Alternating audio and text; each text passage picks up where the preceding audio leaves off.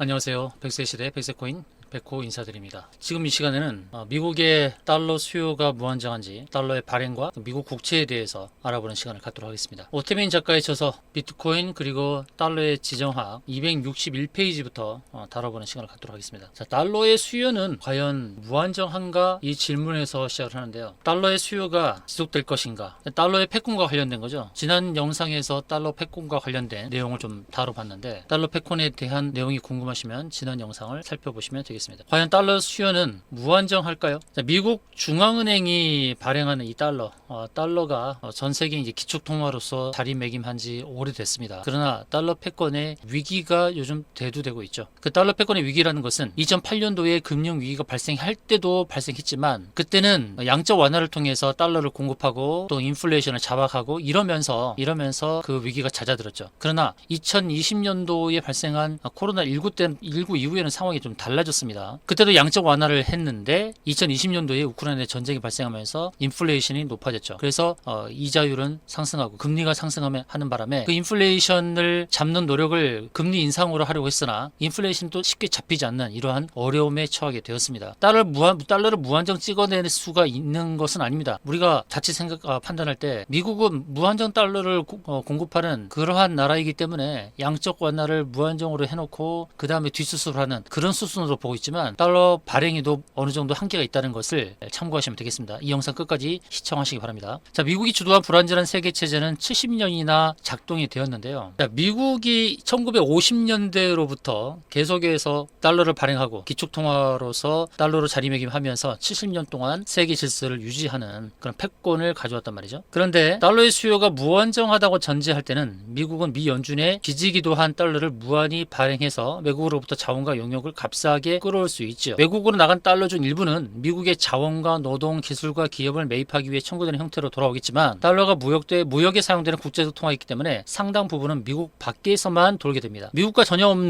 상관없는 국가의 자원과 노동과 상품을 교환하기 위해 달러가 쓰이죠. 그래서 달러가 외국에 넘어갈 때는 미국은 수입을 통해 상품과 용역을 받지만 미국의 달러가 청구되지 않기 때문에 미국은 아무것도 지불할 필요가 없는 겁니다. 그러니까 달러가 청구되면 달러를 내줘야 되죠. 그러면 그게 빚과 관련된 거거든요. 그러니까 빚을 청산하지만 청구할 때에 달러를 내줘야 되는 부담을 떠안게 되는 겁니다. 그래서 미국은 이 달러가 청구되지 않기를 바라긴 하죠. 미국이 종이와 인쇄기만으로 외국의 부를 착취한다라고 이렇게 냉소하는 이들이 사용하는 논리입니다. 그런데 미국 중앙은행이 발행한 달러가 계속 해외로 나가서 돌아오지 않는다는 것은 미국이 무역 적자를 쌓는다는 걸 의미하거든요. 당연히 이제 무역 적자가 이어지면 이 달러에 대한 신뢰는 낮아지고 달러 수요는 줄어들게 되는 겁니다. 이것이 바로 무엇이냐면 1960년대에 주장한 로버트 트리핀이 주장한 트리핀의 딜레마라고 하는 겁니다. 무역 적자가 이어지면 신뢰는 낮아지고 달러 수요는 줄어든다. 이것이 1960년 로버트 트리핀, 예일대학 경제학 교수였던 로버트 트리핀이 주장한 것으로서 트리핀의 딜레마라고도 합니다. 그러니까 달러의 유동성 공급과 미국의 무역 적자는 동전의 앞뒷면과 같아서 미국이 계속 신뢰를 얻으면서도 달러 유동성을 전 세계에 공급하기는 구조적으로 어렵다는 것이죠. 그런데 어떻게 이렇게 이 불안전한 체제가 70년이나 작동할 수 있었던 것일까요?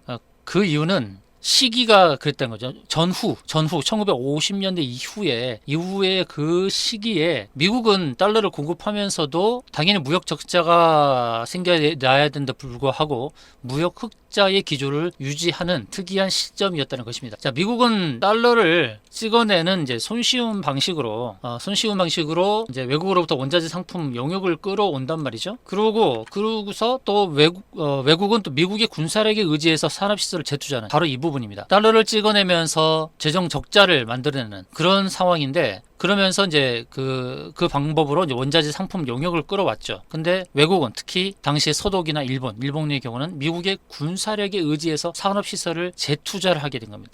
또 투자를 하게 되니까 미국은 계속 무역자가 발생했던 것입니다. 그러나 산업시설이 지어지고 또 그 나라에서 내수가 활발하게 이어진다면 미국의 무역 흑자는 지속될 수가 없는 것이죠. 요즘 시대가 그렇지 않습니까? 무역 적자와 함께 원래는 달러 발행 이후에 무역 적자와 함께 세계 경찰로서 군사비를 또 지탱하니까 재정 적자도 늘어나는 것이 이것이 바로 트리핀의 딜레마거든요. 이렇게 돼야 되는 것이 이제 트리핀이 주장하는 부분이죠. 그런데 트리핀의 딜레마가 성립하지 않는 이유가 있는 것입니다. 가장 큰 이유는 미국이 발행한 국채의 채권 이자율 때문이죠. 트리핀이 주장한 것은 달러의 신뢰가 낮아지고 달러 수요가 줄어든다는 것이죠. 무역 적자가 계속 이어질 때. 근데 미국이 이제 무역 적자가 이어졌죠. 1950년대 이후에 30년 동안은 무역 흑자 기조였단 말이죠. 그것은 서독과 일본에서의 산업 투자, 사료에 대한 재투자가 계속 이어졌기 때문이죠. 그래서 달러 수요가 계속 이어지고 또 미국은 흑자 기조를 이어갈 수 있었던 건데, 그러나 이제 트리핀이 주장했던 것처럼 갈수록 무역 적자가 이어지게 되면 달러 수요가 줄어들고 당연히 달러도 신뢰가 줄어들어야 되는데 그렇지 않았다는 것입니다. 그것은 가장 큰 이유는 미국이 발행한 국채의 채권 이자율 때문이었다라고 작가는 얘기하고 있습니다. 자, 이 시간에 이제 채권에 대한 이해도를 높여야 되는데 짧은 시간에 채권에 대한 이해를 다 높이기는 어려우니까 공식처럼 이제 외우는 것이 필요합니다. 제가 어떤 부분을 그냥 암기하는 것이 좋은 것인지를 알려드릴게요.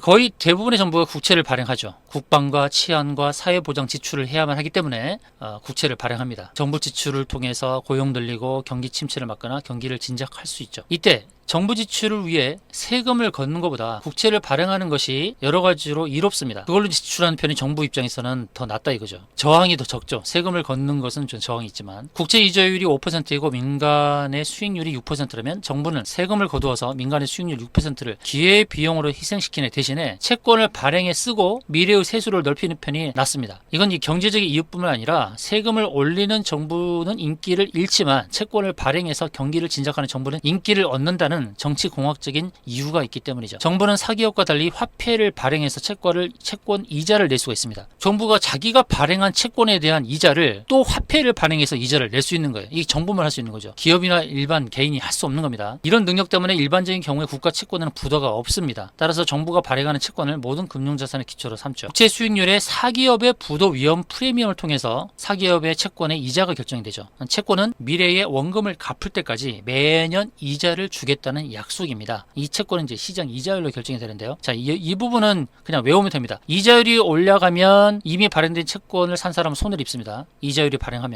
올라가면 채권의 명목상 이자율은 고정되어 있죠. 반대로 시장 이자율이 내려가면 채권 산 사람은 좋습니다. 이것은 그냥 외우는 편이 좋습니다. 이자율이 올라가면 기존 채권은 손해를 입는다. 이자율이 내려가면 채권을 산 사람은 이익이다. 그래서 채권의 가격은 이자율과 반비례한다. 채권의 가격과 이자율은 반비례한다. 채권의 가격과 이자율은 반비례한다. 요거는 그냥 외워두면 됩니다. 이자율이 올라가면 채권 가격은 떨어지고 이자율이 내려가면 채권 가격은 올라갑니다. 이걸 이제 공식처럼 외워두면 되는 겁니다. 그런데 이제 채권이 액면가보다 프리미엄이 붙어서 팔리면 그 이유는 시장 이자율이 낮아질 거라고 기대하기 때문이거든요. 정부가 채권을 비싸게 팔려면 시장 이자율이 낮아야 돼요. 이제 시장에서 이자율이 높아질 것으로 기대하면 이자가 고정된 정부의 채권은 액면가에 비해서 훨씬 싸게 팔리죠. 이렇게 되면 빚에 허덕이게 됩니다.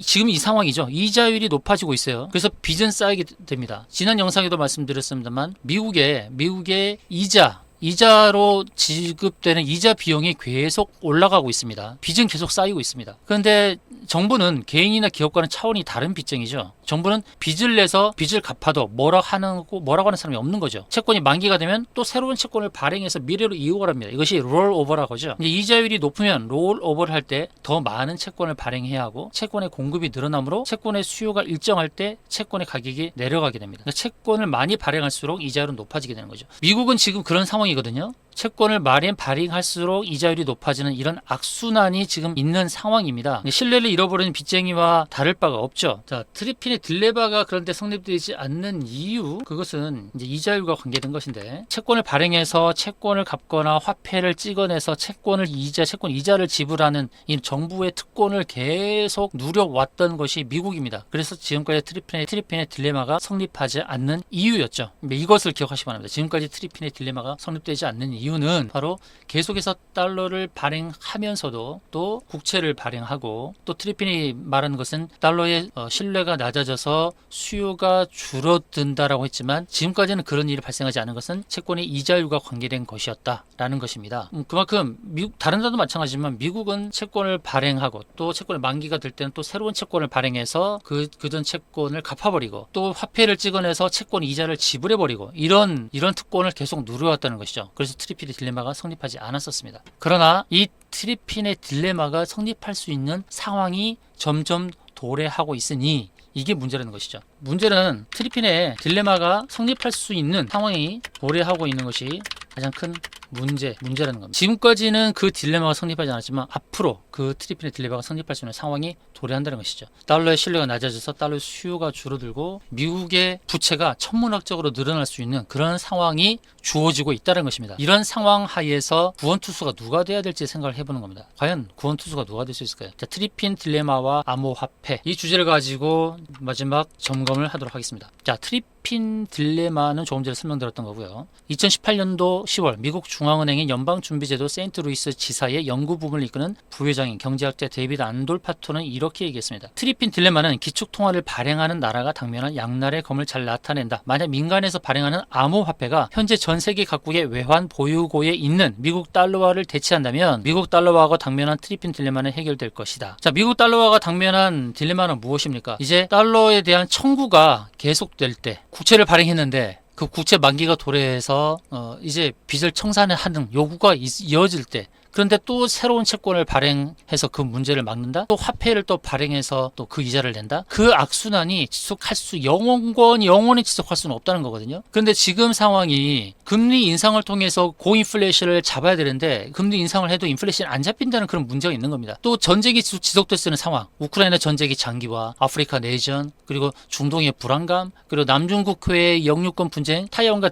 중국의 전쟁 가능성 이런 상황이 이어지기 때문에 미국은 이 딜레마를 해결하기가 어려울 수 있다는 거예요. 그래서 안돌파토는 이런 주장을 했고요. 민간에서 발행하는 암호화폐가 달러를 대체할 수 있다. 이 사람은 안돌파토는 암호화폐를 선호하는 그런 사람은 아닙니다. 이제 안돌파토가 비트코인이나 암호화폐를 옹호하는 경제학자는 아니죠. 그 암호화폐가 달러를 대체할 가능성은 없다고 대답하기도 했습니다. 그러나 돈이 가치 있는 물질이나 그런 물질에 대한 청구권이라고 생각한다면 안돌파토 같은 경제학들의 화폐관을 참고할 필요가 있는 것입니다. 이 청구권이 대량으로 행사될 때가 이제 문제가 되는 거예요. 미국의 입장에서는. 안돌파토의 주장처럼 이제 비트코인을 사용하게 되면 미국이 경상수지 흑자로 돌아설 수가 있죠. 그래서 국제무역시장에서 현금이 부족할 때에 대한 대비가 가능해지죠. 비트코인을 사용하게 되면 달러에 대한 그런 청구권이 줄어들 거 아닙니까? 그러다 보면은 미국이 경상수지 흑자로 돌아설 수 있고요. 또 국제무역시장에서 현금 대신에 그 달러를 장부로서만 서로 소각시켰는데요. 그런데 현금이 부족할 때에 대한 대비책은 바로 비트코인으로 가능하다는 것입니다. 달러는 청구권, 곧 빚인데요. 일정량의 달러가 청구되지 않을 때 그만큼 부채를 청산하지 않아도 되죠. 미국은 세계 체제의 실질적 수호자인데 세계 체제 이 시스템을